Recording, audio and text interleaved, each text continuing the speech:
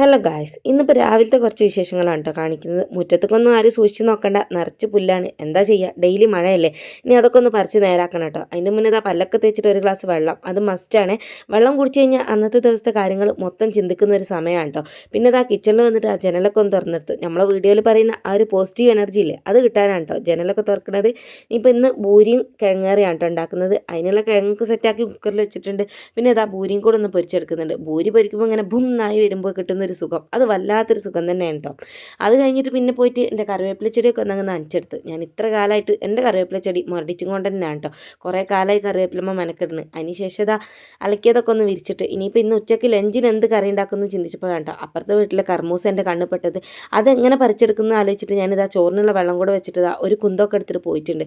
പക്ഷേ എന്നെ കൊണ്ട് നടക്കുന്ന പണിയല്ല കേട്ടോ. പിന്നെ അപ്പുറത്തെ വീട്ടിലെ കുട്ടീനെ വിളിച്ചിട്ട് ഒരു കർമൂസയൊക്കെ കുത്തിയെടുത്തിട്ടുണ്ട്.